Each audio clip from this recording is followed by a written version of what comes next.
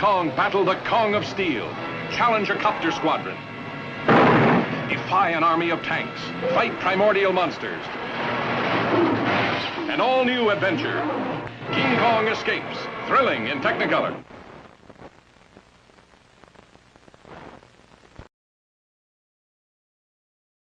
You guys want to go get some D-E-S-S-E-R-T? Yeah, dude, I need me a T-R-E-A-T. What you guys talking about? Yeah, why did you guys just spell the Z? No, shut up! Don't say it.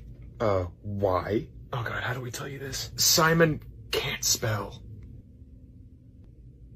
What? He can't spell, so when we talk about something he wants, we spell it out loud so he doesn't get too excited. He's a grown man. He can't handle hearing the word treat? Treat? No treat. Treat? No treat. Treat? No treat. Oh.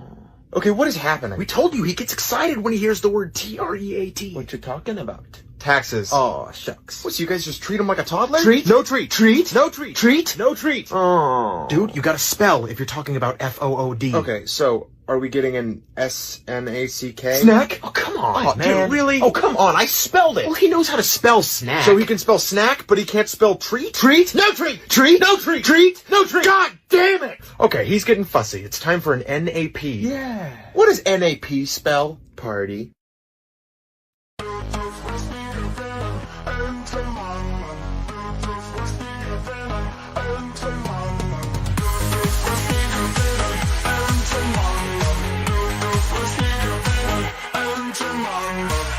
German sips with a grin so wide.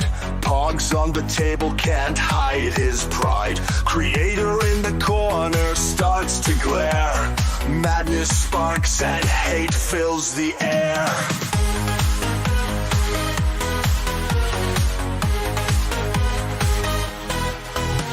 Stack 'em high, a tower of luck. Germans winning, it feels like pluck. Alice Matt's fury, a brewing storm. Visions of pogs in every form.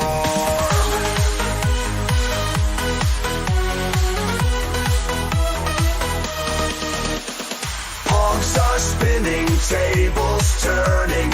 Alice Matt's eyes with fierce fire burning. Germans' laughter echoes loud in a world that's pog-bound proud.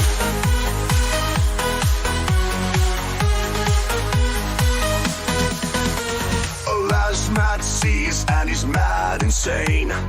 Eyes on fire, can't take the strain. Pogs and pieces drive him to pain. His patience snapping like an old chain.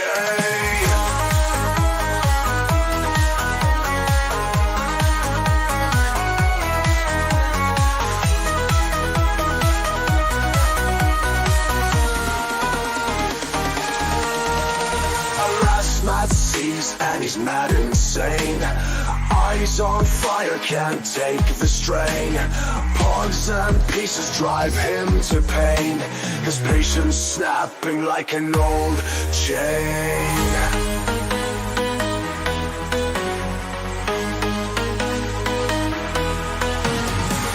Du bist nie gewinnen, Entenmann.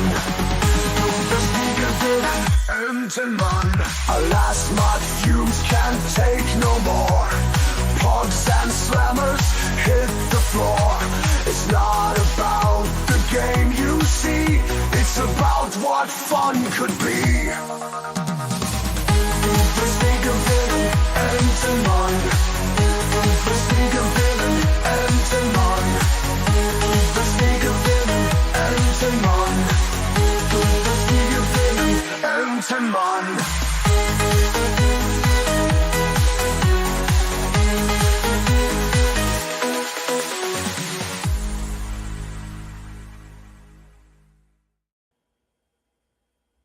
Okay, so obviously, people have decided that tonight was going to be that everybody's going to fire up a stream. So that means that I'm going to be talking to less people than normal. But then again, my Monster Monday moratoriums on Mondays really don't get as much as my indie comic outliers. So I guess we'll see if this even continues being a I know it made you feel so good to type that out, huh? Colors, huh?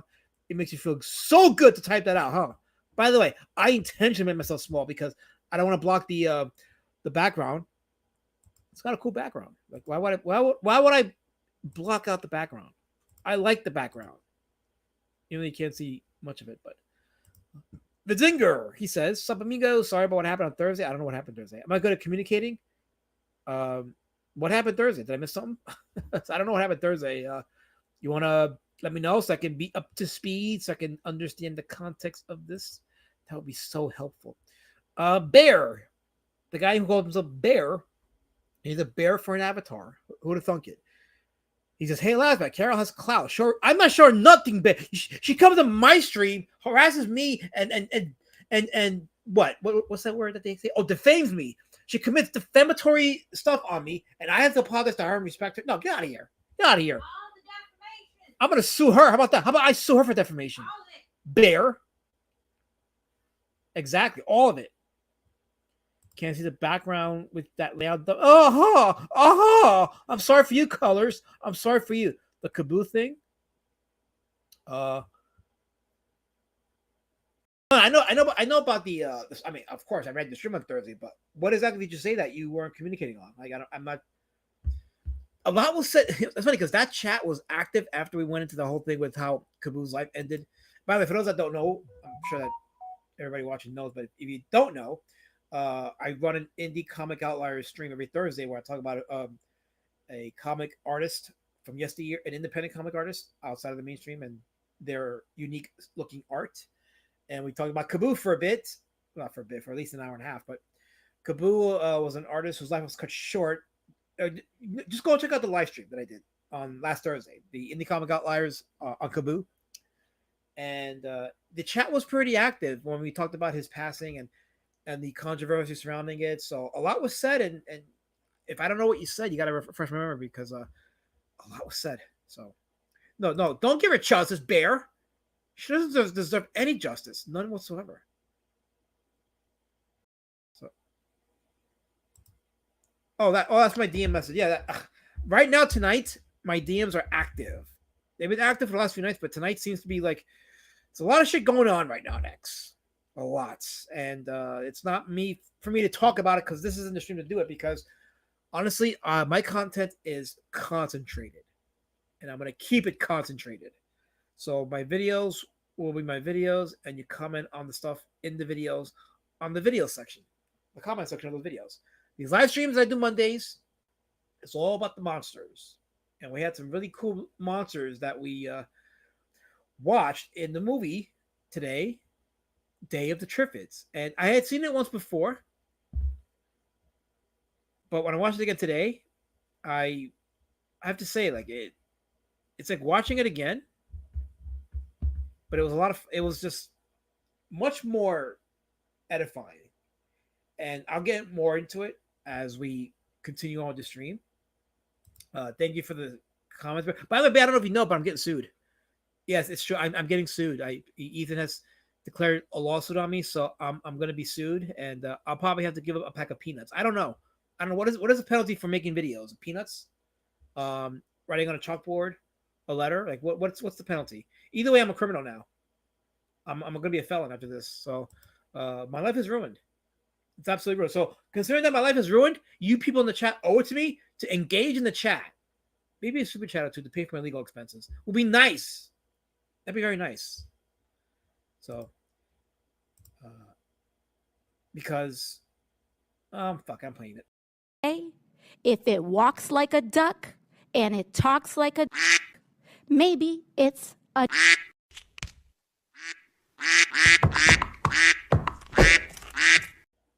At least they had the courtesy to censor the D word. So I'm thankful to the makers of that video meme, the AI meme, for censoring the D word. Kudos. That's how you do it. That is how you do it. So I know colors.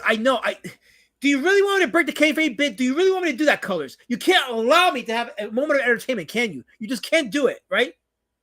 Yeah, good. I hope he shoots the feathers out of me too, even though I have no feathers. So that will actually be beneficial to me. So Discover would be a bitch for that lore. I know it would, wouldn't it? Actually, I am going to be doing a video response to that. I don't want to talk too much about it here, but I am going to do a video response, and yeah, I'm gonna laugh at him. So that's all you need to know. Anyway, let me play one more intro, and then we will get to the stream. So hold on to your hats.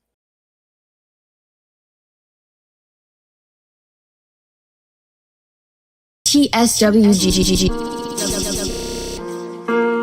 She's got her boot, she smashes his face into the ground, She throws the glass at his face and it cuts him. Just on top of all of the torture, after all the shit she did to that rod up that cunt's ass. After all the shit she did to you, are you fucking kidding me? This bitch goes fucking ham. And she likes it. Bam, bitch. And she likes it. Bam, bitch. And she likes it. Bam, bitch.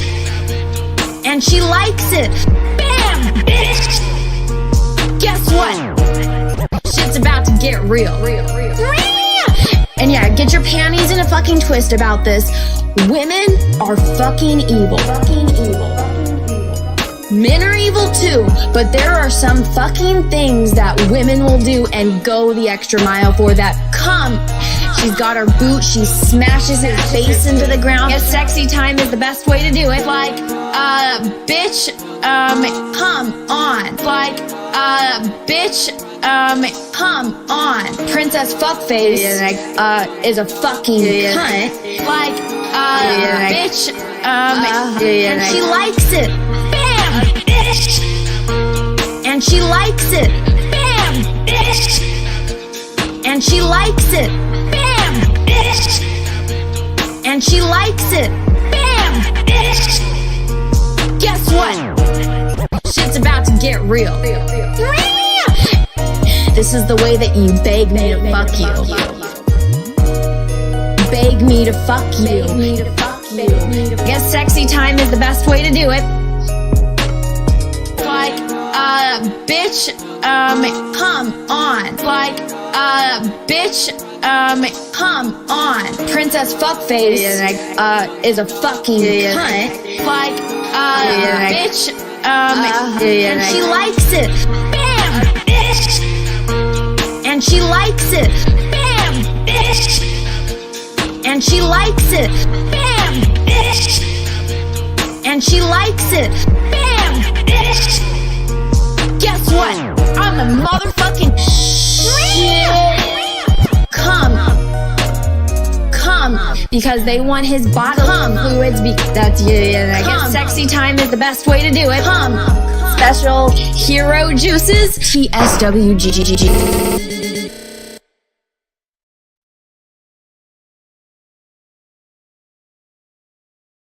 Oh yeah, so so yes, my live viewership right now is the smallest it's been because a lot of activities happening on YouTube right now, a lot, and it's the way things go. Like the drama is what get people to tune in the drove, and they get off. It's dopamine. It's as old as YouTube itself. So I just do these streams for the few that like it, for the few that like talking about horror movies and monster movies.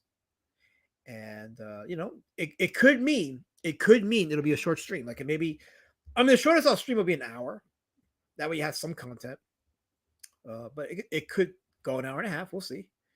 But the night is young, and it is 8:50. So if I go to 9:30, that's decent. So let us shoot for 9:30.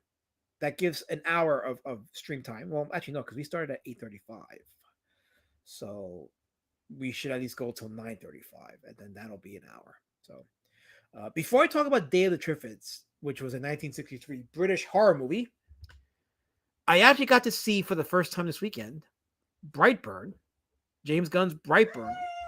Yes, I had not seen that movie. I didn't even know. I kind of knew about it, but I didn't know it was a thing, and I didn't even know that James Gunn was involved in it, which is insane because he's the director of the Superman movie that's out right now, and he got to produce and is the rights holder to a horror movie that is an inversion of the Superman story. So it's kind of interesting. But before I talk about the other Triffids, let me just talk a little bit about Brightburn. If you haven't seen Brightburn, so Brightburn is like a horror movie. It's a superhero movie disguised as a horror movie. or it's a horror movie disguised as a superhero movie. I think it's more a horror movie disguised as a superhero movie. So it's what would happen if Superman, the son of Jor-El, Kal-El, came to Earth as a baby and was raised by human parents, only for the child to actually be a monster who. So this was the interesting part. So he came into like Kal-El, he came down on a spaceship. But what happened was at his 12th birthday, he after he turned 12, as he was turning 12, he discovers the ship underneath the basement of his parents' barn, and the ship apparently gives him a cryptic message, which is take over the world, conquer the world, take the world, yeah, take the world. And when I saw that, it got me thinking about the scene in James Gunn's Superman where the message that was sent to my Jor-El was for Kal-El to take over the world, to conquer the earth. I'm like, oh wow, it's like he kind of took that theme and imported it into Superman. The difference is that Superman in James Gunn's world rejects that message, whereas the kid in Brightburn inherits the message, absorbs it, and becomes exactly what he was intended to be, which is a monster. So it was a very interesting movie. I had to process it for a bit to see if I mean, I kind of liked it. I think I definitely might like it even more when I watch it again. So if you want to see like a superhero movie that's not a superhero movie and it's just a horror movie, then yeah, Brightburn is an interesting movie, and I recommend seeing it. There is some inversions in it. You know, some scenes tend to be, you know, what do you call it? Cliched, or you kind of see what's coming, but then other scenes are like, oh shit, like, so it is entertaining, and I would recommend watching it. So Brightburn from 2019, and I'm gonna put my camera for a second so you guys can see me. There's my camera. I had the camera off so that I can check and monitor the mic, so I was talking to the ether. Before I go to Cass's comment, let me see what Bear says. Brightburn, is that James McAvoy, the multiple personality, super strong guy? No. So Brightburn is in 2019. It was James Gunn's horror movie about a boy who, like Kal-El, came down in a ship, was raised by human parents, has superhuman powers, but finds out that his mission is to conquer the earth. So he becomes a murderer, and there's a lot of gory kills in the movie. So it's an inversion of the superhero genre, and it's funny that James Gunn, who produced that, is directing Superman, and it's the messages that was given to this kid who, I guess, becomes the name Brightburn. Brightburn's a town where all this takes place, but it's kind of an inversion of Smallville. But the kid inherits the message from the ship, which is take the world, and Jor-El tells Kal-El in the James Gunn Superman to conquer the world. The difference is that Kal-El rejects that message and instead wants to be the protector of human beings. Whereas the kid in Brightburn is, no, I'm going to become a monster and kill people and conquer the world. And that's what happens. So it's a very interesting movie. Very interesting movie. Kansas says, Brightburn, man, last night will deal everything to get out talking about Daily Trip. It's coming, Kansas. I'm just giving some time. This is a quick filler review before we get into Daily Triffids. So be nice to me. I'm giving you content.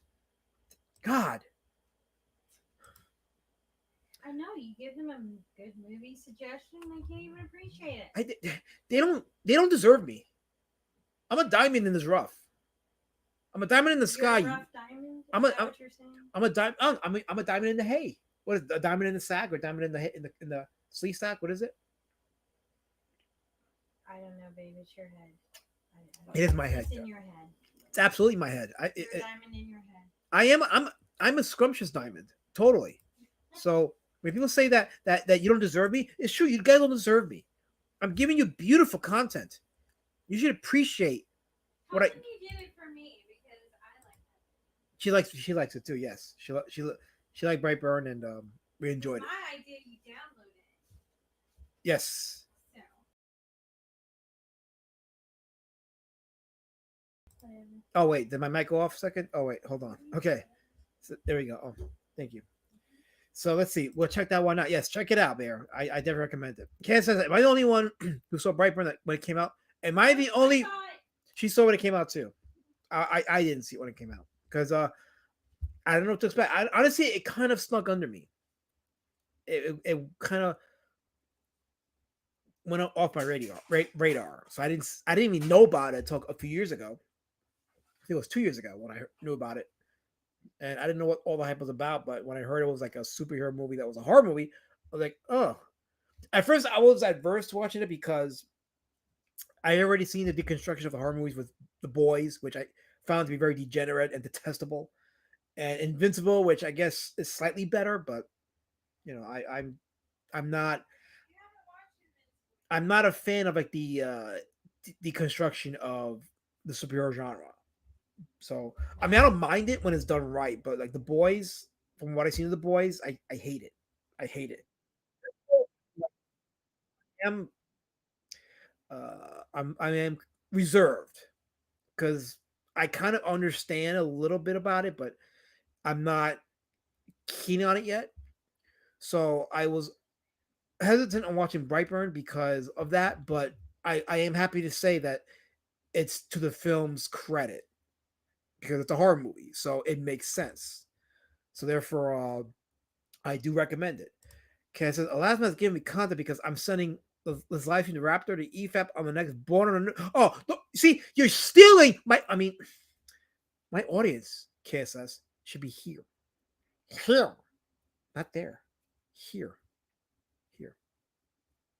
And don't call me a jerk because I am bringing you a live stream. Cuss.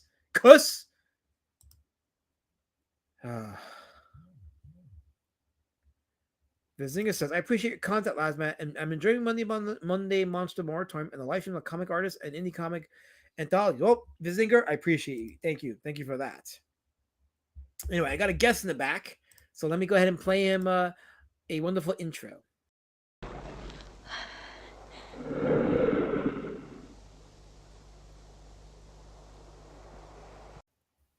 Well, hello there.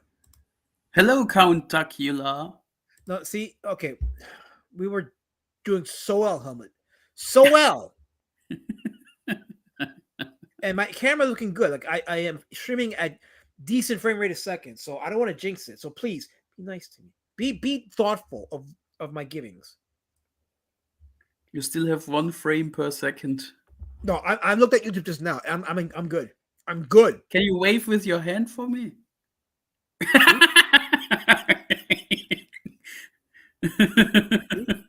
I'm making sure that I can see it on the YouTube chat because I don't see it yet. Hold on, I gotta fast forward. Okay, see, there we go. Okay, see, it looks good. It looks good. So, have you seen actually, before we go into that, have you seen Brightburn? Brightburn was this what if Superman is evil as a kid? Yep. I hate. No, that's not right. I don't like 90% of movies and comics who deconstruct superheroes. Yes. I like Watchmen, and I said it before that I like Watchmen. I stand my ground on that, but the rest is the shit. I even dislike the Injustice saga. Okay, but so you haven't seen this one yet, Brightburn, or you seen it and you didn't like it? Snippets. Yeah, but as soon as I heard what it's all about, I checked mentally out. You need to watch it. It's better than it sounds. Yeah, I will say this. I agree with you, Helmut, on the deconstruction stuff. Like, I'm not a fan of it. Like, I stay away from that. That's why I hate The Boys. I stay away from Invincible because of that. Even though Invincible might be good, but for that reason, I stayed away. Invincible. But I watched Brightburn, and if you watch it as a horror movie, it works. It's like, oh, okay. And it's not, I hate to say it because it's a thing, but it's not woke at least. So, there's that too. So for me, it was too on the nose Superman. Okay. Yeah, no, it was. Actually, it's almost like there is no infringement because the names have changed. So it's only like an allusion to the Smallville mythos, but yeah, otherwise, like, it's obvious. Yeah. I've seen a newer horror movie at the weekend, Clown in the Cornfield. Oh, okay. That was surprisingly good. And not as crappy as the movie title suggests. All right, KSS. I just told you we're having a preview of the movie before we get to the Day of the Triffids preview. Okay, it's 8 and it's 9 o'clock now. So I want to get some content on the stream, and we got 11 people watching, and now the chat's active. So guess what? My plan is working. It's working, and you better appreciate what I give you, because if not, you can go watch Fuck Tony. Yeah, you do that. How about that?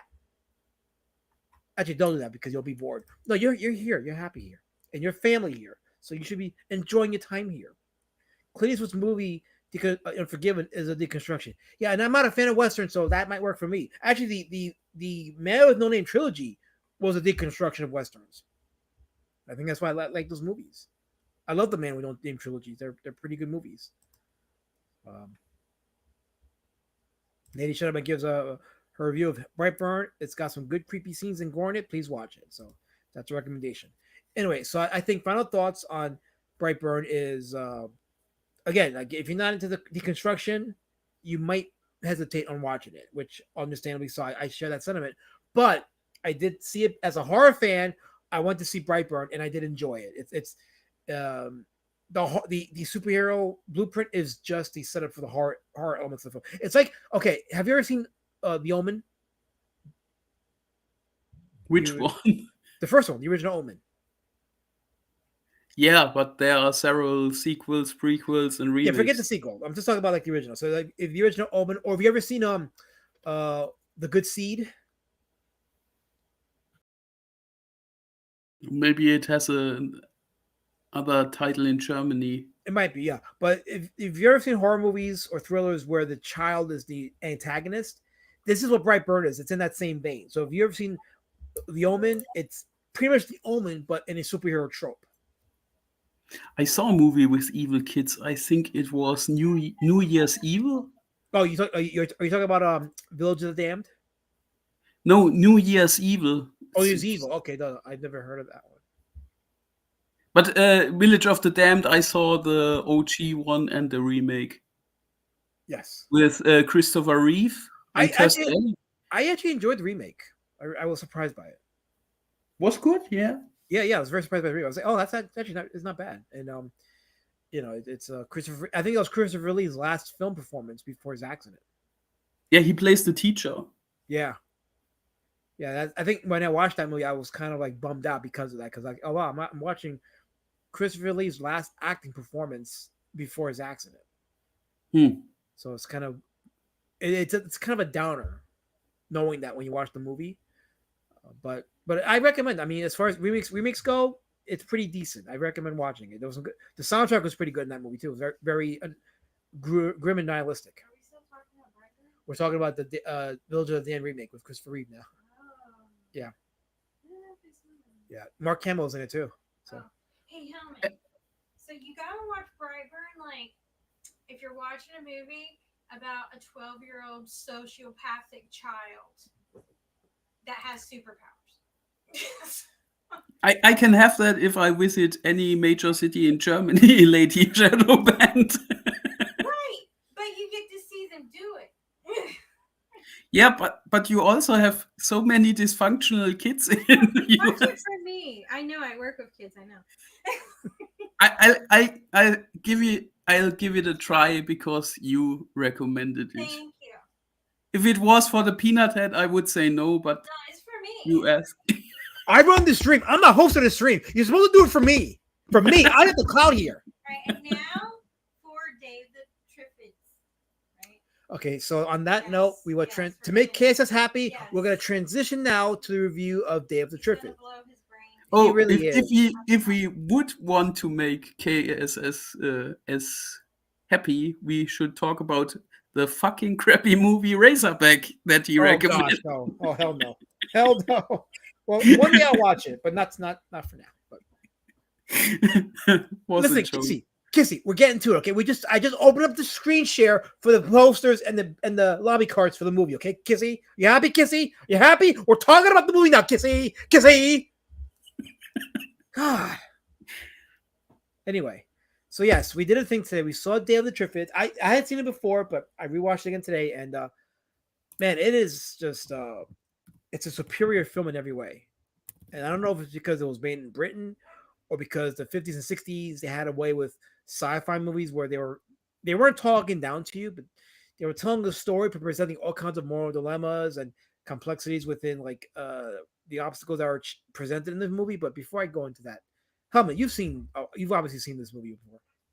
Yeah, Give us your I thoughts. even have the film poster of this movie because I liked it Yes, that much. I haven't read the book, but I should. I should too because I didn't know that there was a novel on it. And it's like, oh, okay.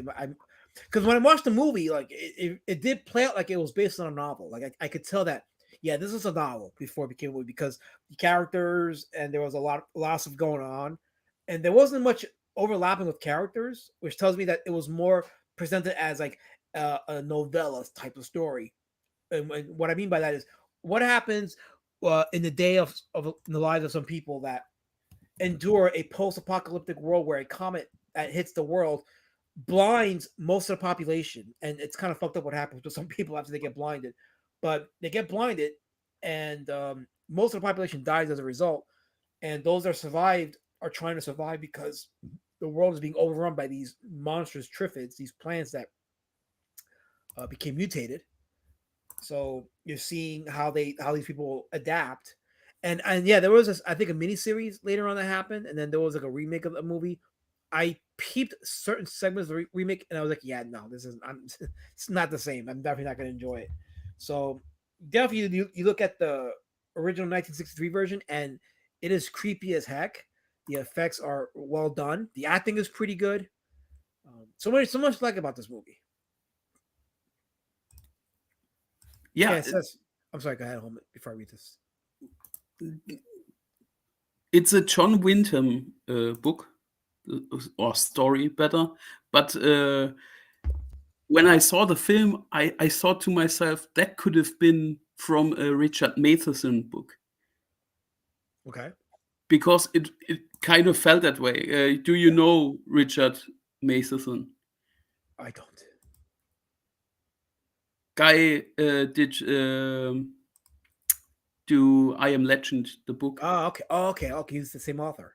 Oh, and Shrinking Man and Oh, stuff like that. okay. And that movie felt like it was based off of a Richard Matheson book. Okay.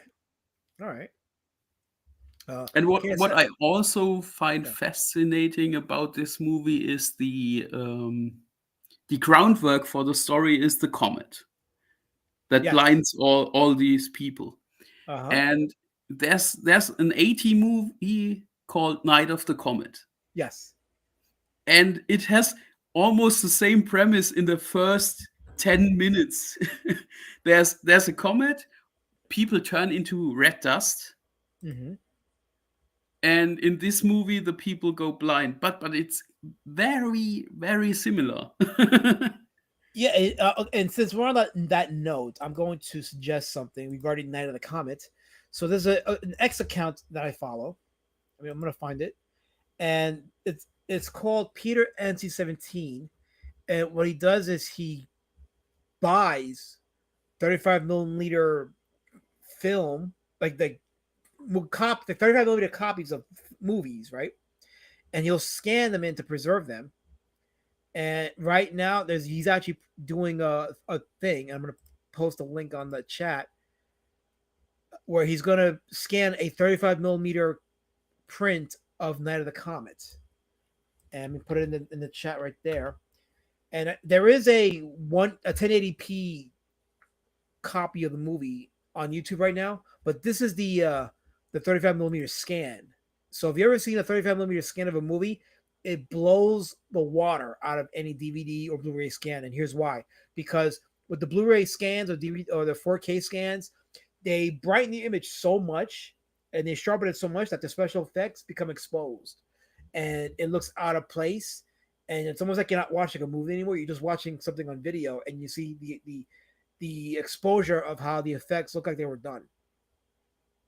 So, whereas in 35 millimeter, the image is sharper image, but the lighting is done well, and it just looks more organic.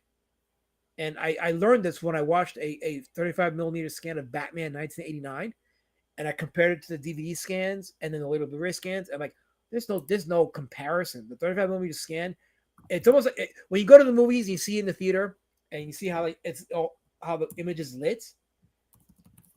With a movie like Batman, for example, like certain shots were dark, but it was dark for a reason.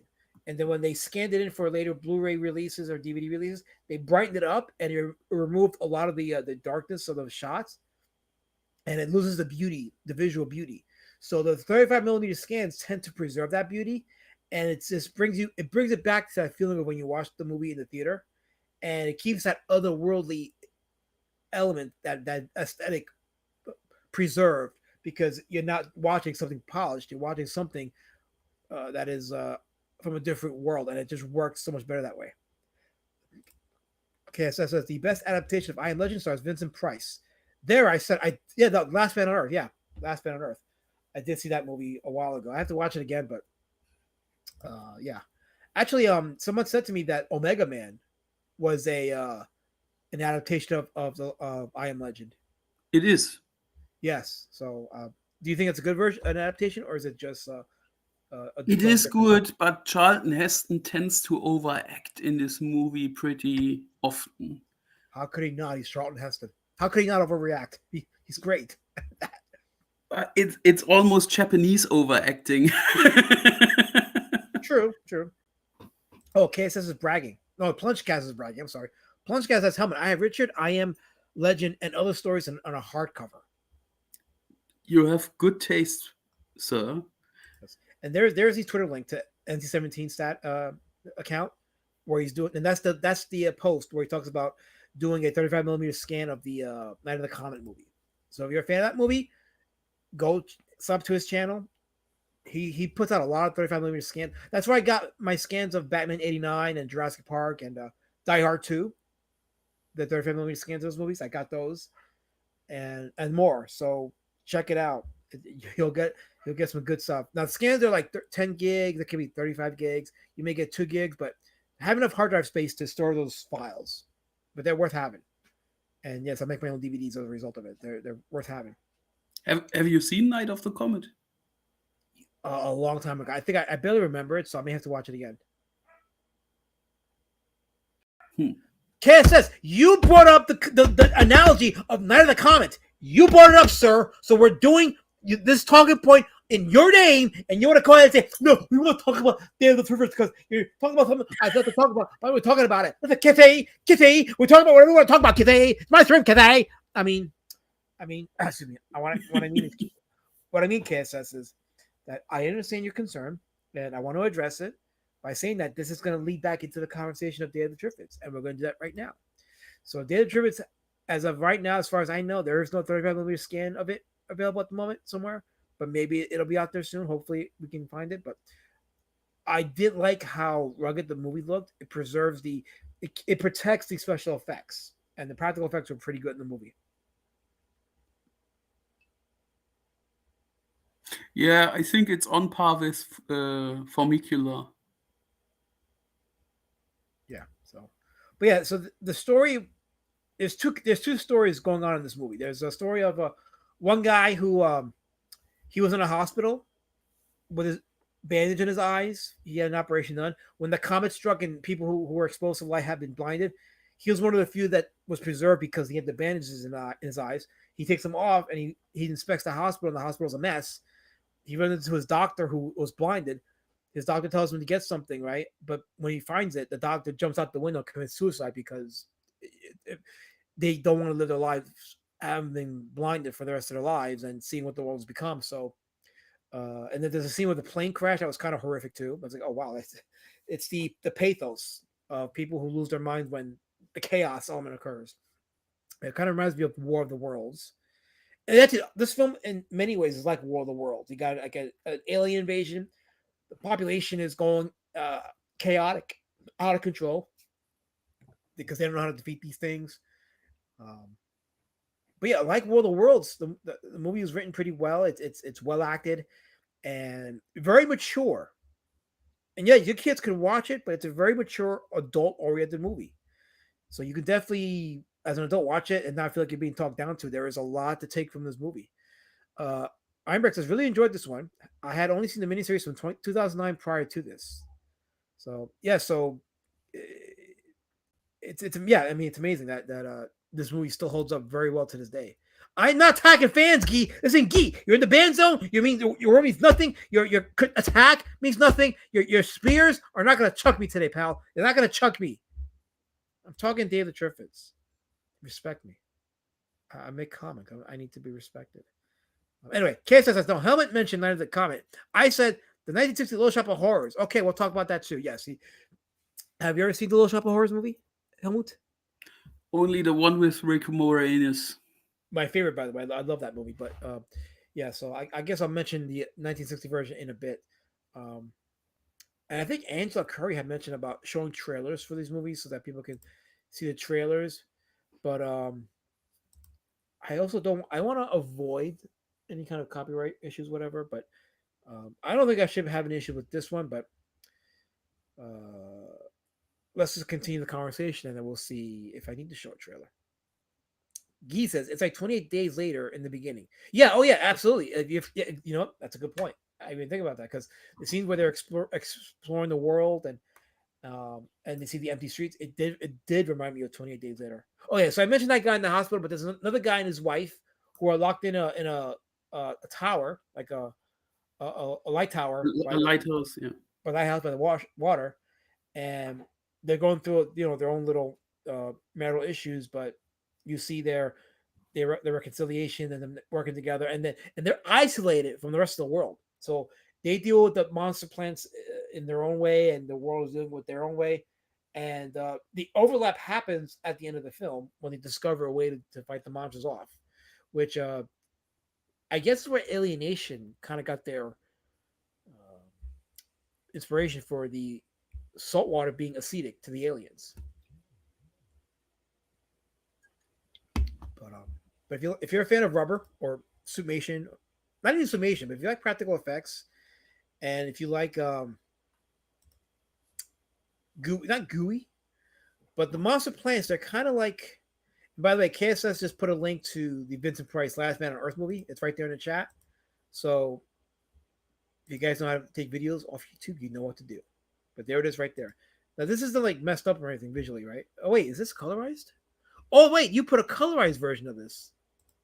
KSS, are you serious? Did you put a colorized version of Last Man on Earth in my chat?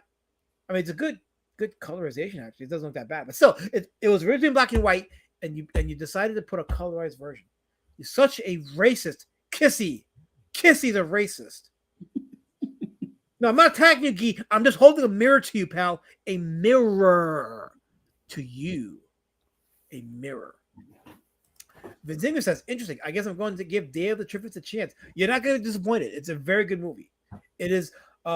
When we talk about the movies on our Monday Monster Moratorium, I will tell you if I like a movie or not. My hope, my expectation is that I will enjoy the movie, because I hate watching a movie for this streams and not liking it and have to tell you about why I didn't like it and just feel like I didn't gain nothing from it. This is one of those movies where I really enjoyed it. It's very well made. It's a superior sci-fi movie. Yeah, a superior horror movie too, because the monsters, of course, the monster plants are horrific. But the elements of people losing their shit over the chaotic state of the world can be kind of horrific. The scene with the airplane was pretty horrific, I would say. Like, I watched it, and it was shocking to watch. It really was. Revealing the state of man in a post-apocalyptic time when man's survival is at stake. Even War of the Worlds tackled the same kind of premise too. It just showcased how chaotic man becomes at the face of an alien invasion, and how when the world is thrown into chaos, it's every man for himself. Speaking of which, I just saw a trailer for that new War of the Worlds movie with Ice Cube. Did you see that? No. Oh, I don't know what to say about that. I'm just like, maybe we'll talk about it another time. But I was like, no, I don't want. Kansas says, go ahead. Is it the trailer where he sits in this room with the cameras? Yes. It's almost so Big Brother-like. Yep. Yeah, okay, that looks like shit. Yes. It looks like that War of the Worlds remake is going to be like a found footage movie. And mean, Ice Cube is a good actor, but he has some kid playing his kid, and it's just like, oh yeah, this is gonna suck. So it's like, nah. Anyway, I mean, KSFS, go ahead. those movies can work, but it doesn't look too promising. It doesn't look like a Pontypool 2.0 because that movie was good. Which movie? What was it? Pontypool. Huh. It's about a zombie invasion Right. from the side of a radio host who sits in his radio and Oh, gets the zombie apocalypse and comment on it. It's a pretty good movie. gotcha. Okay, I should. Yeah, I'm gonna have to check that out. KSS says the plane scene always bothers me because it reminds me that the stewardesses used to be required to be hot chicks. The golden era, KSS. The golden era. Yes. See, I made a good point. The band zone wins again. No, you made a good point because I opened the door for you to get out of the band zone for a second, to be human, to give to the stream what the stream is given to you. So this is how it works, Bear. I mean, Gee, this is how it works, Gee. So you need to respect the rules and the terms of service of this stream, because if not, it's gonna go into chaos, and I'll have to put you in a plane and do to them what the plane people did to each other in the movie. We need hot chicks on planes again. Well, if I ever bring Lady Shadowman with me anywhere on a plane trip, she will be my hot chick. What? So if I bring you with me on an airplane ride, you're gonna be my hot chick. Yes. Yes. So anyway, yes, going to watch it after this. Okay, that he's talking about The Last Man on Earth. It's a good movie, but you are watching the colorized version of it. You should definitely watch the black and white version if you can, but it's fine. Why not? Well, Plushcast will say, don't worry about too much about showing clips. YouTube will tell you after stream if it's copyright or not. Then offer you what to do after stream. Yeah, I mean, I don't mind if it's like copyright shared or claimed. So I shouldn't get too worked up over it. But I like to not have my streams claimed, only because I can get any revenue I can get. See, I had some decent super chats in my last stream, so that was helpful. And because of that, I was able to get the money that YouTube owed me. So I got some of that coming in. That's going to be helpful with, if nothing, putting it away and investing it. But if I can, but if I don't have to have it copyright claimed, I'd rather not. But I don't mind it otherwise, So the nigga says, I'm a Submission fan since I love me Kamen Rider, Super Sentai, and Ultra. Yeah, I'm into those shows. I mean, I'm an Ultraman fan. I love Ultra 7. I have Ultra Q. I have the first 3 Ultra series on Blu-ray. Ultra Q, Ultraman, and Ultra 7. And I love those shows. So if you're into those shows, Day of the Triffids has like a very similar aesthetic. So yeah, I definitely recommend it for those that are into those shows. No, okay, Bear, you're gaslighting me, Bear. That's not what I meant, and you know that's not what I meant. I knew you were going to go there because you racists want to go there, but I told you what I meant by that. I'm talking about films that were shot in black and white that then they transition it to color. It doesn't need to be transitioned to color because the black and white works just as it is. I believe in preserving black and white films because black and white is a superior form of visual storytelling that this generation doesn't appreciate because it's too busy pocket watching. So there, how about that? You like me right there, Helmet? Yeah, I like black and white segregated. You are right. Kissy says, Carol Clock birthday. Why didn't you wish her happy birthday and bought her gifts? She's a harasser. She's in the ban zone. She's violent. She's all these things, Kissy. I don't have to give her nothing. Okay, I don't do nothing. I don't got to do nothing. By the way, RJ William Hale, thanks for stopping by, RJ. Appreciate you seeing you here, man. Appreciate you seeing you here. You can erase their portion and then they will let you show it anyway. I had to do it with the 4 live streams with last. Yeah, but I think if I do that, then that erases the chat though. Because anytime you edit a live stream and post, that gets rid of the chat. So I'd rather. I highlight most of the chat. It seems anyway. So whatever's in the chat tends to end up on the stream anyway. So I guess yeah, sure, why not? But well, like I said, it's not a huge deal. But if I don't have to do the copyright claim, I I would like not to, but that's just me. What do I can tell? Let's get back to the awesome poster there. Let's see here. Let me go back in the chat. Plushcast is dishwashing. Good man. Good man. Clean those dishes. Is that the name of the movie, Helmut Pontypool? Pontypool is, it's a Canadian movie from 2008. Okay. Okay. So I'll check it out. Helmut is scared of Charlton Heston's teeth. That's why he hates him. Wow. No, he's sometimes overacting in movies, but I really like Charlton Heston. He was great in Ben-Hur and in the Ten Commandments. Great. Yes. And Planet of the Apes. He was great in Planet of the Apes. Yeah. Yes. KSS says the plane scene bothers me because these assholes are pretending everything is fine. Well, you saw what happened when they found out that nothing was fine, right? The plane went. So they had it under control, but then someone in the plane decided that, oh no, it's not under control, and everybody passed as a result of it. They all die. So they had it going, Kissy. They had it going. So you can't be mad at them because they had it right. They had it right. Wait, KSS says Alazma will bring Lady Shadowman with him on the plane. It'll be like the good old days, a hot chick holding a peanut. You know, Kissy, you're trying, but it's not gonna work. I'm not gonna put you in the ban zone. It ain't going to happen. It's not gonna happen.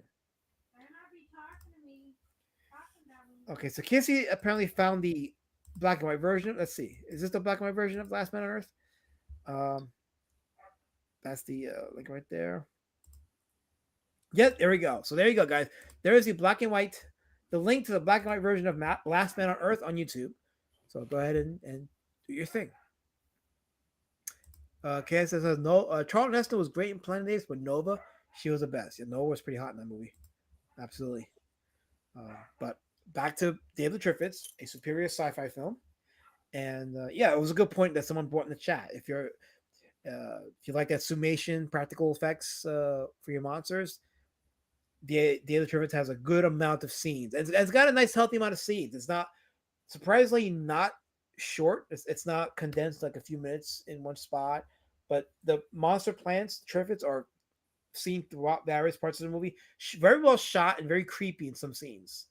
Very creepy.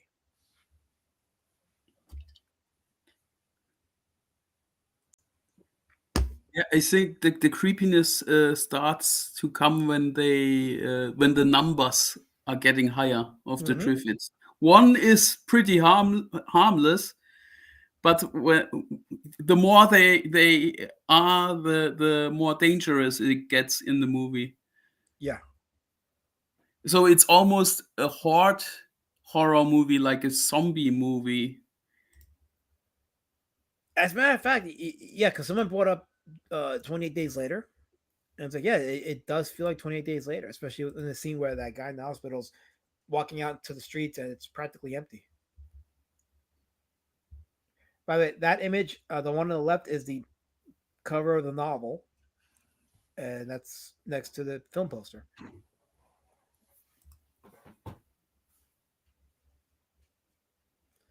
Okay, it says, my favorite scene in The Other Triffids is the hero is in the hospital with bandaged eyes trying to light a cigarette, and the nurse helps him light it.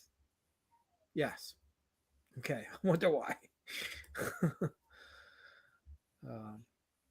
But yeah, so there's quite a few good scenes in the movie. Not even just the monster scenes, but the way that the human scenes are done.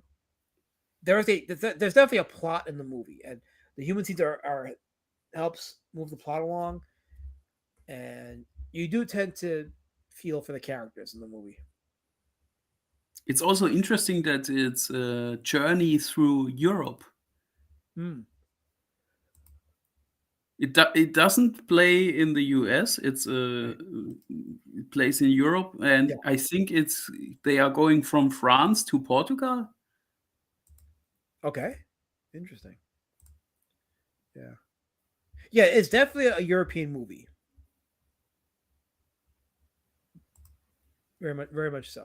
Whereas was War of the Worlds? War of the Worlds was in America. What took place in America, right? If I remember correctly. Yeah, it did, because there was allusions to like world wars, and yeah, it was definitely so. Like Day of the Triffids is definitely a British European movie, whereas War of the Worlds is an American movie. So I think in the Day of the Triffids movie, it plays to those strengths, and it really opens up a view of a culture, definitely a culture different than ours today. Think about the scenes where like the main characters, the men are fighting off the monsters, and they're protecting their women, they're protecting their family. We don't see much of that today in our movies because everything's been subverted. You got the big boss bitch fighting the bad guys now. You got the males being the betas. That's a There's hmm?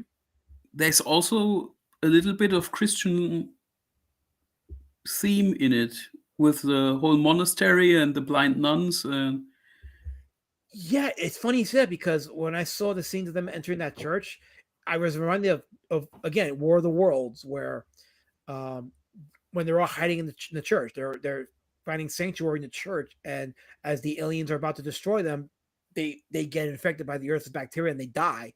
And the theme of that was, God was the one who found the way to destroy these aliens, and God destroyed them by the very thing that the humans were able to adapt to. So it's like everything that God made has a purpose.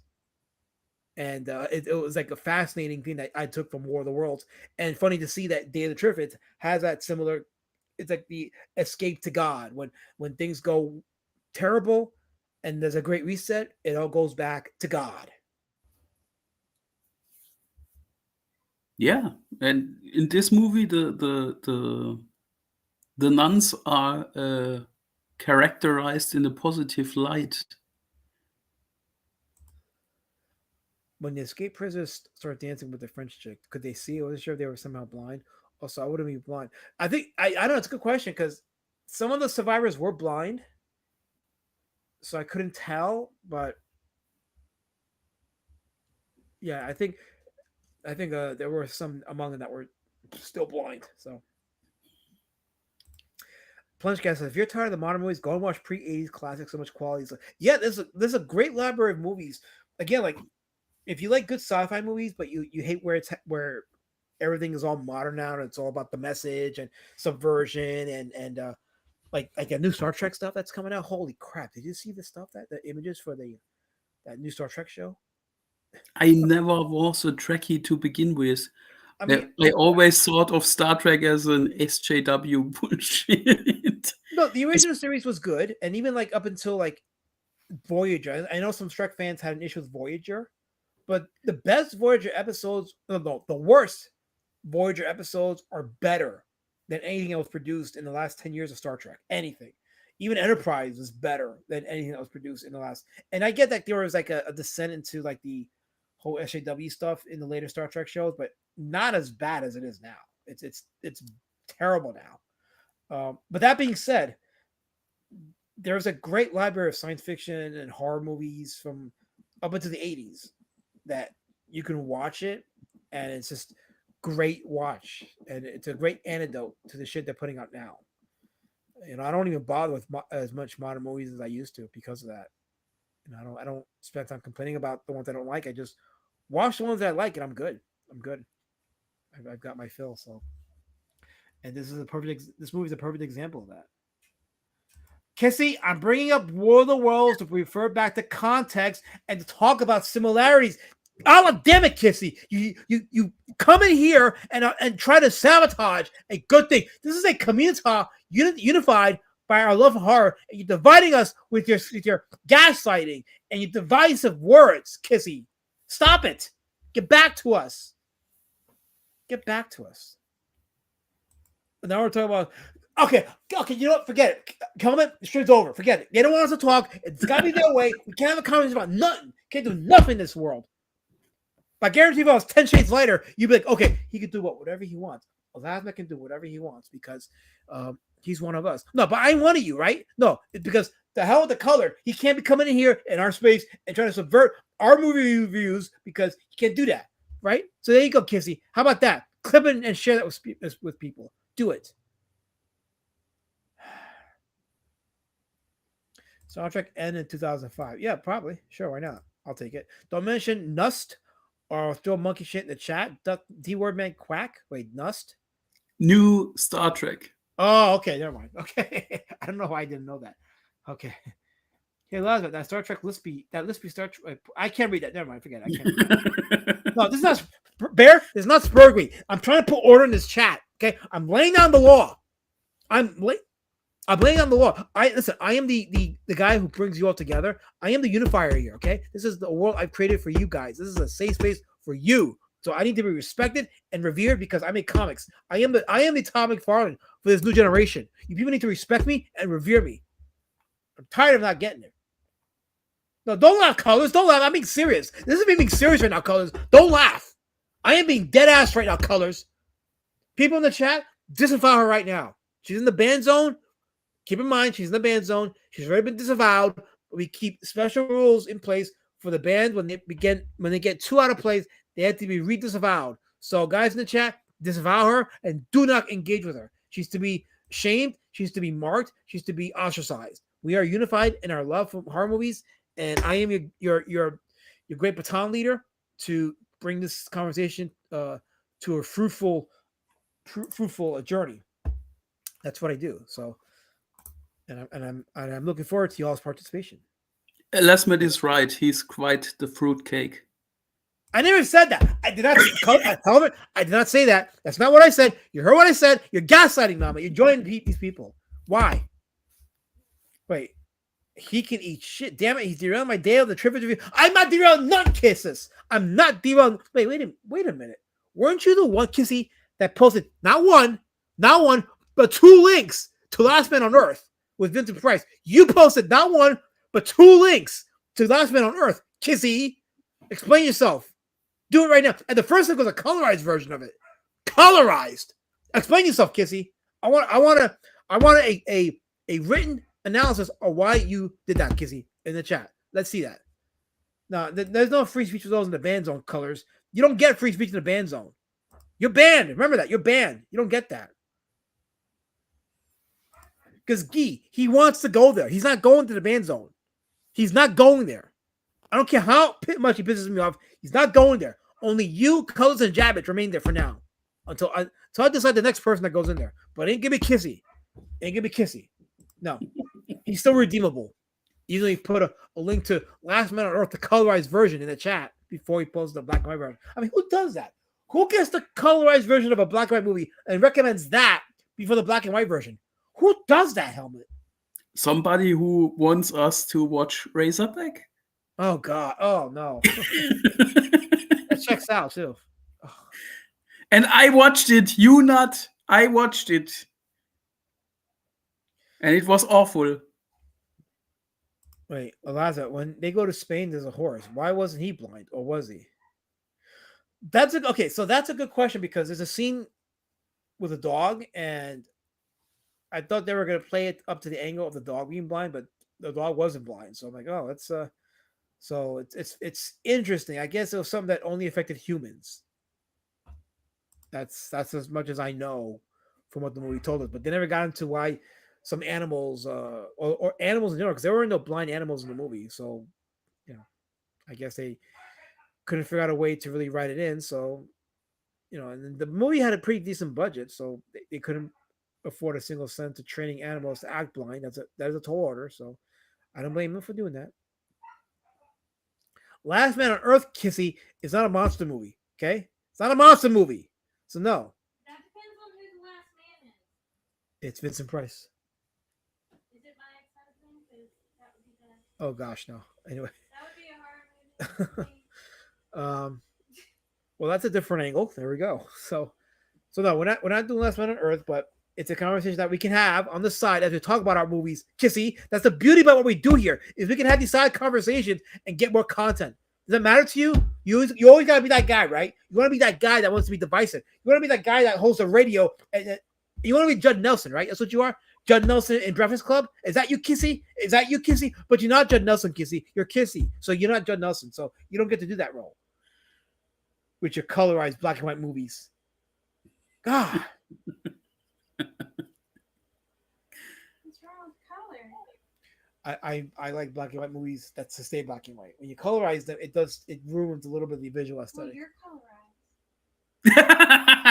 But I'm a And beautiful. I did. What if I only like black and white movies? You wouldn't date. No, You're colored. You're colorized. no. See, Yeah, no. what No, I, no, don't- but what no, I, anyway, derailment aside, Last Man on Earth has vampires. Yes, but it's gonna be like freaking. No, we're not doing Last Man on Earth, Kissy. We're not doing it. No, Guy, you wish, Guy. You wish. See, being in the band zone makes you almost. Listen, Guy. Whatever your preference is, it's not me. So it's not gonna work, Guy. It's not gonna work. I'm running down the hallway yelling, I want to be an airborne ranger. I want to live a life of danger. I don't get it. Me neither. We got 14 beautiful people watching right now. We started out with 5 and now we're 14. So we got a decent crowd right now. And it's already 9:41. So we've actually gone past the 1 hour. Well, no, we haven't gone past the 1 hour mark yet because we started at 8:30. Oh no, we did. We did. We passed the 1 hour mark. So we got content. So good. We actually managed to stretch this out. And I have, aside from Kissy yelling about his us not reviewing the movie at a certain moment that he happens to catch us not reviewing it, we still haven't heard from anybody else in the chat that had a thought in the movie. Although one person said that they were going to watch it because they hadn't seen it, and they used our review. Nightbreed. Oh God, is that Clive Barker movie? That's a Clive Barker movie, yes. With the freaks? Yeah, that's the one. Wait, who's a fake fan? Who's a fake movie fan? Kissy, I'm not a fake movie fan. I'm a real movie fan. I live, I bleed, I come with something, I bleed. I'm not fake, I'm real. I have DVDs, I watch movies. Tough. I'm not spurging, bear. I'm not spurging. I'm running a show. And when I see threats to my show, I'm going to call it out. I'm a culture warrior, bear. I fight the culture. I fight the culture, Helmet. I do. Which culture? No one's ever asked that question to me. Hold on. Huh. I didn't give it that much thought. Because we don't fight the SJWs anymore. They basically killed themselves. So, well, no, they're out on Twitter celebrating Hulk Hogan's death. And actually, Hulk Hogan's death actually reminded me why I dislike SJWs. I'm like, oh, that's why I dislike them, because they're vindictive cunts, all of them. So, it's not 100% SJWs. You are fighting with the internet wrestling community, and those retards are very different to SJWs. Okay. I know we're kind of derailing a little bit, but now that you mention it, I do want to ask that now, because I see the IWC mentioned a lot. I'm like, what is that? I have no clue. I thought it was some like new wrestling commission that was set up to like offer these like rules and regulations to wrestling federations, but you're telling me that it's an online thing, it's an internet thing. Yeah, the internet wrestling community, and those fuckers are brain dead. It consists of neckbeards, weirdos, people who subscribe to OnlyFans whores, and people who think they are better bookers than Vince McMahon. Internet. Oh wow. Okay, so now I know what that means. Now, okay. Yeah, they're evil. They're absolute fucktards. Like wrestling, the audience for wrestling today is a fraction of what it was during the Attitude Era. And I'm like, you people have no knowledge or clue about to celebrate Hulk Hogan's passing because he said a mean word shows you how dumb you are, and it shows you how hateful and disgusting you are. And I've been critical of Hulk Hogan. I'm not gonna say I was 100%. I mean, I was a fan growing up, but the shit he pulled in with the WCW and with the politics, like that was fucked up, and he deserves a criticism for that. But I'm also not gonna downplay his significance in the industry, and as well as I'm not gonna minimize the fact that I grew up liking the guy a lot. Like he was one of my favorite wrestlers because he was such an icon. And then in his later years, like in his end years, he found Christ. He declared his faith in Christ, and that's like, wow, that's inspiring, And I'm like, who alive has not said a mean word. I think we've all said mean words, and you know what I mean by mean words. So we've all said one version of a mean word every now and then. So to hold that on Hulk Hogan's head and to make that the thing you want to put out there after his passing is disgusting. It's satanic. It's evil. And anybody that does that, I have no problem going to war against them on. I did it to a couple of people on X. There's this one guy who claimed to be a pastor and says that we shouldn't be celebrating Hogan's passing because he's a racist. And I went through his Twitter and he's like, oh, he supports Black Lives Matter. Look at that. A guy who supports a racist organization that commits terrorist acts is lecturing on racism. Get out of here. You fake Christian. You fraud, satanic sheep in sheep's clothing. So that is where I stand on that. And you're not going to get me to move from that because there's no justification to celebrate the guy's passing because he said a mean word. You can go miss me with that. The problem are not only the fuckers from the fan side, from the EWC, it's also the actives, mainly women. The women wrestlers are the worst when it comes to Twitter interaction, SJW behavior, and other fuckery. It's funny because I noticed a change in culture with that. Like women like Trish Stratus and Francine would not be doing what the Chelsea Greens and these other women today are doing. They're getting way into their emotions and they're lecturing, and it's kind of off-putting. And it makes sense why the demographic that was there for the Attitude Era is no longer there for the current WWE product because it's a whole different audience, and it ain't the audience that grew up with Stone Cold Steve Austin or The Rock. Yeah, it's very weird behavior, and it does sour me on the product. Yeah, and for a long time I was wondering what is wrong with the WWE? Like, what is it about it that I'm not resonating with it? And one of the things that I found out was none of the wrestlers have gimmicks. They're just guys. And I was like, well, that's kind of boring. And then there's too much emphasis on the women wrestlers, and some of them can wrestle. Yeah, that's fine, and whatever. But way too much of it. And it's like I'm sorry. I'm invested in seeing the guys wrestle because it's like a male soap opera, and men wrestlers tend to be in general better than females. Although there's some good female wrestlers, but in general, men have the body strength, not the strength, but the body makeup to do these crazy moves, And I don't mean like the Cirque du Soleil stuff, like the one where they bouncing off the ropes and they're like doing all these like acrobatic. That's not what I'm talking about. I'm just talking like back in the days when you had Eddie Guerrero, you had Rey Mysterio, you had Chris Jericho, Benoit. All those guys were great in the ring. They female wrestlers can't perform in that level. They just can't do that because they don't have that mass that men do. It's funny because we had good female wrestlers in the past. Oh yeah, we had some like Medusa Michelli or Sensational Sherry, Leilani Kai, the Jumping Bomb Angels from Wendy Richter was in her prime, was pretty good too. Wendy Richter, Rocking Robin, who is, by the way, the sister of Jake the Snake Roberts. Lady Shab, I mentioned China. China wasn't bad, actually.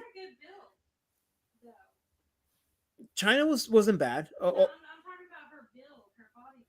Yeah, actually, if you listen to Chris Jericho, when he was talking about wrestling with China, he mentioned that he had to like really pull back on his moves because he couldn't hurt her. And that's the other thing with the intergenders is because men tend to be stronger. No, this is before. Yeah, but no, I mean, China wasn't bad. She's still like mass-wise bigger than a lot of the women. Yeah.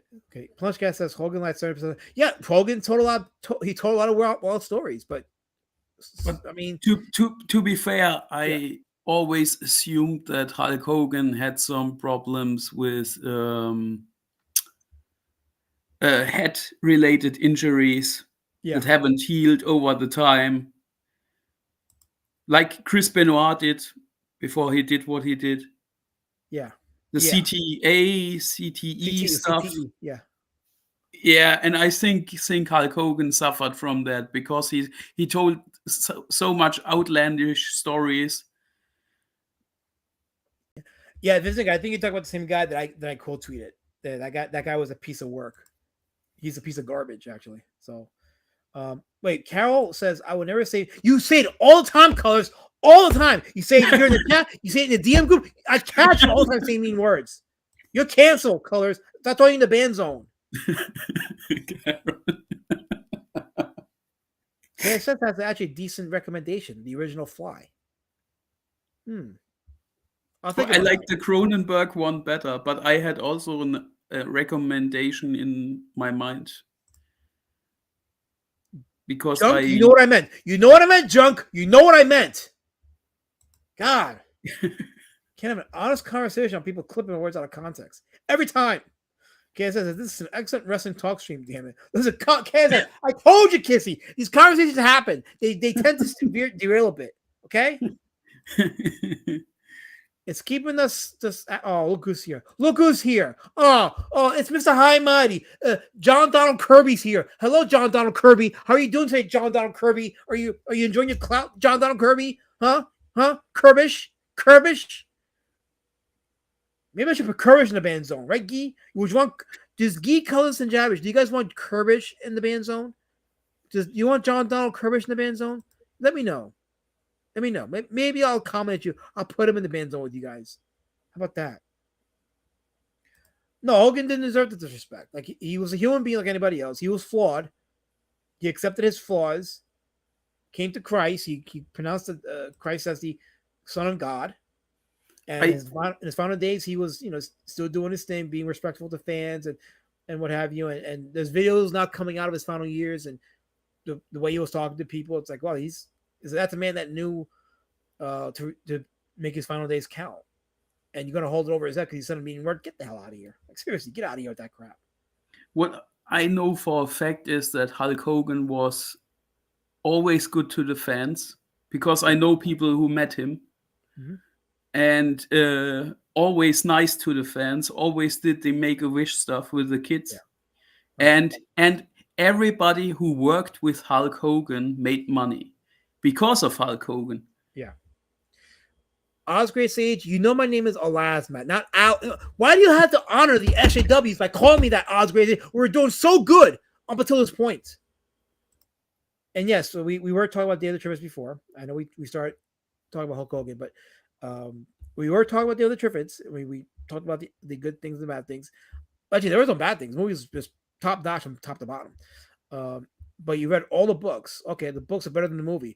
As is the case with most books to movies adaptation, the books tend to be better. So you're probably right.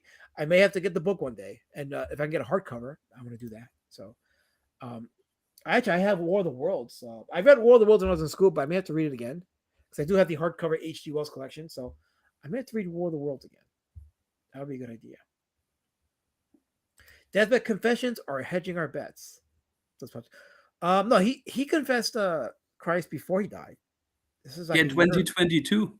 Yeah, he spent the last 3 years in his faith. So he definitely.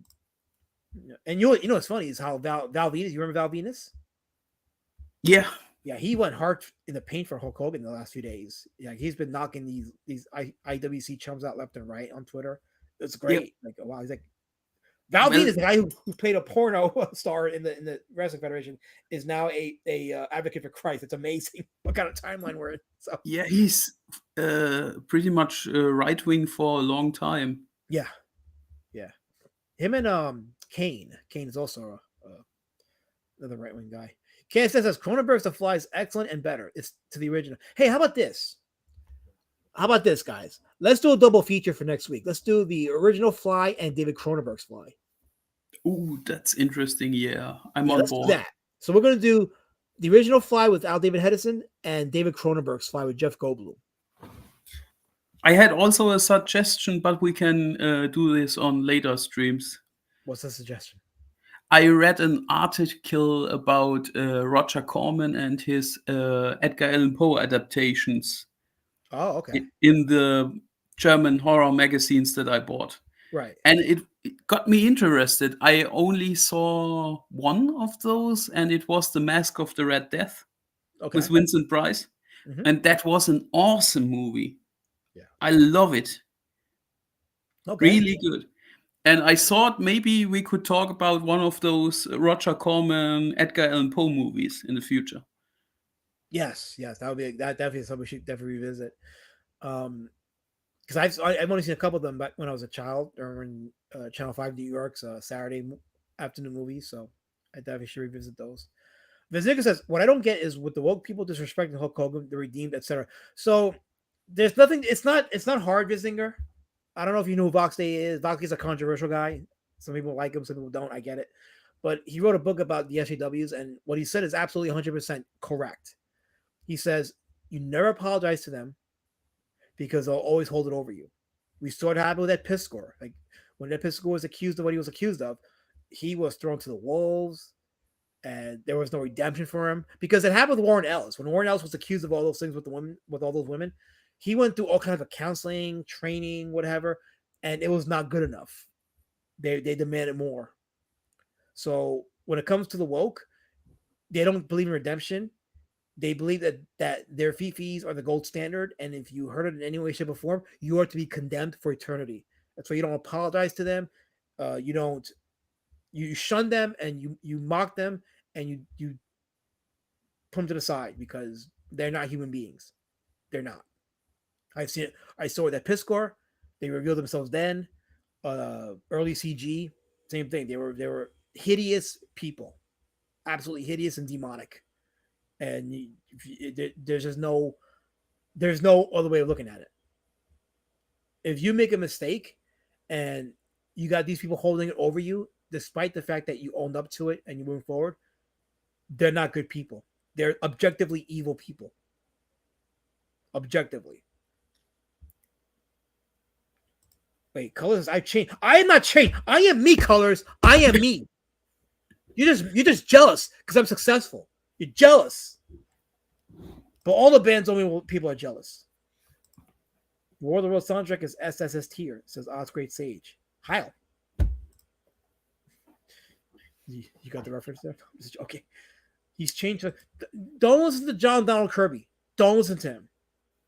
Look, he calls himself High T Badass. Like, who has to name themselves High T Badass to be accepted? That's ridiculous. Osprey says Hulk Hogan converted Roddy Piper before he died. Oh, well, really? Piper died back in 2017, 2016. So, interesting. I hope Piper got converted because I like Piper too. Piper was one of my favorites. Yeah, Crisis King. Hallelujah. Yes. Francisco in the chat. He says, I was going to troll this chat, but you all started talking about Hulk Hogan with a German accent. I love Hulk Hogan. Okay. Hail, Francisco. I haven't seen you here, but hopefully you enjoy your time here. So welcome. And yeah, shout out to Hulk Hogan was everything that his legacy dictates. So. And my accent is 100% legit. Yes, it is. He is. I'm not playing a German. Guy says Cronenberg's Fly freaked me out as a kid so much I worried I'd wake up and suddenly be transforming into I had nightmares about that movie, and it wasn't enough to not maybe want to watch the movie. It fascinated me even more. But yeah, that movie was definitely that will freaking freak you the fuck out, that movie. In a good way too. So I think that's why we'll do both that one and the original Fly next week. When we get a nice doubleheader. So yeah, Vinziger says he'll offer double features. We got Brian Kriska in the chat, the guy who does monkey books. Hello. Hey, yo. Yes. Oh, wait, Kay says, I mentioned a Roger Corman movie, Little Shop of Horrors, but a lot of us thought it was dumb, and he said he does what you have to do with wrestling, Star Trek, Griffith Club, Village of the Damned. Listen, Kissy, I was going to get to the Little Shop of Horrors, but instead, you want to just poke at me. You want to throw your digital spears at me. It's not right, Kissy. So, okay, so on the subject of Little Shop of Horrors, 1960, the version that featured Jack Nicholson in a cameo. Actually, it had Jack Nicholson's, I think it was his feature film debut. Wasn't Jack Nicholson in the black and white version the dentist that is played by, what's his name? Bill Murray. In the musical version, yes. Yeah, the sadistic dentist. Yes. Now, the only similarity between Little Shop of Horrors and Day of the Triffids is they both feature plant monsters. But in the case of Little Shop of Horrors, it features just one plant monster in the shop. And I think that movie was shot in 2 days, I believe. It's very cheaply made, but a very cheaply made movie that made a lot of money for the studios. And Corman knew how to make money. He knew exactly how to make money. Roger Corman was a hustler when it came to filmmaking. Like you'd watch his movies and you're like, oh, they're so cheaply made. But the gimmicks is what makes those movies work, and that's what got him his money. And that's why he was able to make independent movies up until his death, because he knew the system enough to make the money that he needed to make. So as I got older, I've learned to respect Corman. I've learned to appreciate his hustle, and some of his movies are objectively good. And he's still alive. I think he's 93 or 94. No, he passed away. When? Let me see. I'll tell you right now. I think it was last year. Let me find out. Roger Corman. He died May 9th, 2024. Yeah. Oh, that's a shame. I missed that. I thought he's still alive. Yeah. No, he definitely passed away. I'm a Corman fan. I love his Conan rip-off movies like Death Stalker. Yeah. Those early 80s Sword and Sorcery movies were pretty interesting. Very interesting. Brian Kriska says, I love this movie when I was a kid. There are 2 BBC adaptations. Watched the one from the 80s, but not the one from the 2000s. Okay, so the 80s, I didn't know about the 80s. I knew about the 2000 one because I saw clips of it, and I'm like, yeah, that looks kind of bad. Like, it doesn't look good. But I didn't know there was an 80s one, so I'll have to check it out. So we'll do that. I'll check out the 80s one.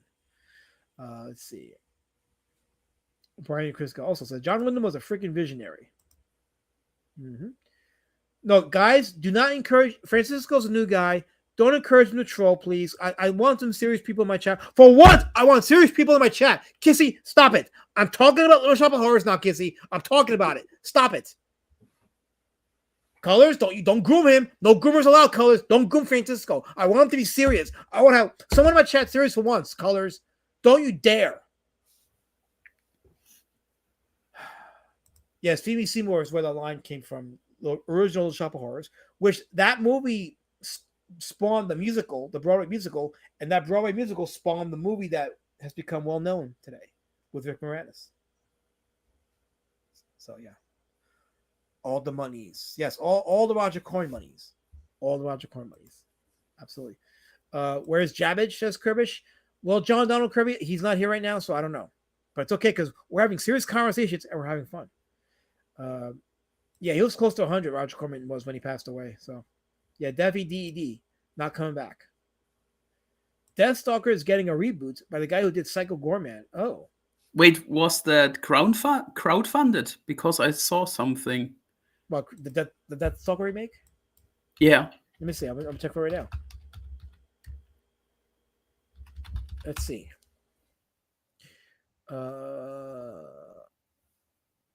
It's currently in production, being directed by Steven Kotansky. Yeah, for the director of Psycho Gorman. Yeah. I don't see anything about it being crowdfunded. Let me see. It's actually pretty much done. It's going to be premiering next month at the 78th Volcano Film Festival. So it's done. Yeah, it's cool. done. And yeah, I don't see anything about it being crowdfunded. So, but yeah, there's a Deathstalker remake. Okay, well there you go. I didn't know that was a thing.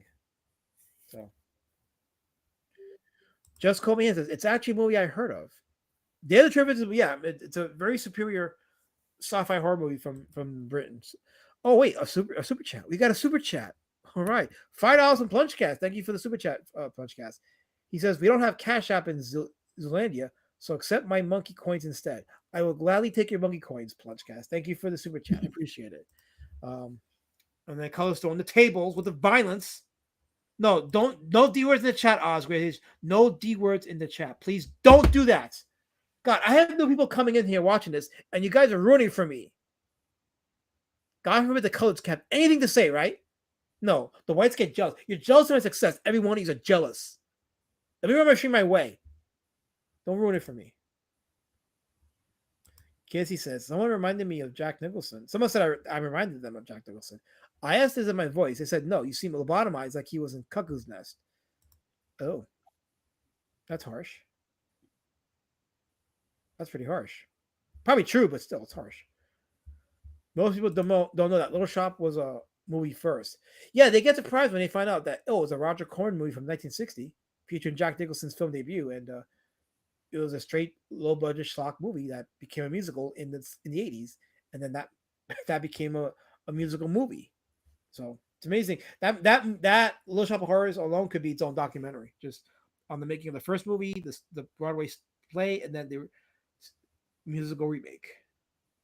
Okay, so the new Death Stalker was partly crowdfunded. Okay, well there you go. There you go. So, I think what I saw from that crowdfund was that they are bringing back the main actor from the first one. who was the one? Was it Brian Mark Hauser or whatever his name was, or Mark Singer? No, Mark Singer was Beastmaster. Beastmaster. Okay, all right. Give me a minute. Rick Hill was the name Okay. of the actor. Okay. Yeah, I may have to watch Deathstalker again just to get back my feel of the 80s early sword and sorcery. But yeah, it's already 10. We got 17 people watching the stream. How did we get to 17 people? Decent number for this. So yeah, it's a decent number for a Monday stream. I got to admit, we had quite a bit of a turnaround. I loved Beastmaster as a kid. Yeah, the sword and sorcery movies were kind of interesting for me as a kid. I didn't get to see much of them. I was actually not allowed to see some of them because of the violence. So, but Conan, I remember. There was also another movie called The Barbarians. That was another interesting sword and sorcery movie. Yeah, that was from an Italian director. Yes. I don't know the name, but Joe D'Amato or Joe D'Amato, yes, and it featured Michael Berryman in the movie, which was kind of cool. And the great Richard Lynch. Yes. Awesome actor for bad guys. Yes. Okay. All right. So I think we will call it a stream. So we're gonna end on this note. But do you have anything else you want to add, Helmut, before we call it a stream? Yeah, rest in peace, Hulk Hogan. Rest in peace, Ozzy Osbourne. Rest in peace, CEO from the Huxtables from the Bill Cosby Show. Yes, Malcolm Jamal Warner. Yes, that was another shocking death too. So yeah, that was pretty tragic because he drowned and was pretty young. That's a shame. Was a very good actor. I like it. I liked his role in the Cosby Show. Good guy, from what I heard. So that was for all intents and purposes, he was still pretty young. So I was like, that sucks for him. So anyway, I hope you guys enjoyed the stream. We will see you Thursday for the Indie Comics Outlier stream. I may have a video uploaded in the middle of the week before that stream, so stay tuned. And yes, it's probably what you think it's about. I was threatened with a lawsuit, so I'm going to be doing a video response to that. You're not going to want to miss it, so stay tuned for that. And I will see you guys for the Indie Comic Outlier stream on Thursday. Have a great rest of your day, and you know what's happening. You know what's going to happen right now? The best outro on YouTube. Here we go. Bye.